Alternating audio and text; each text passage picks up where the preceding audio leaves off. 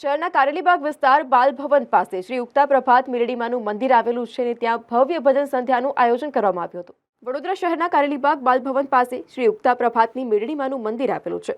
આ મંદિરને આજરોજ 20 વર્ષ પૂર્ણ થતા ભવ્ય ભજન સંધ્યાનું આયોજન મા મેલડી યુવક મંડળ દ્વારા કરવામાં આવ્યું હતું। ગુજરાતના જાણીતા ગાયકના સ્વરે ભજન સંધ્યા માણવા માટે મોટી સંખ્યામાં વિસ્તારના અને આસપાસના લોકો જોડાયા હતા।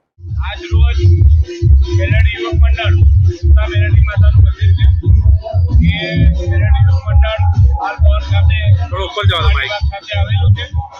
આજે આ યુવક મંડળ દ્વારા 20 વર્ષના આજે એમને પૂર્ણ કર્યું છે। આ માતાજી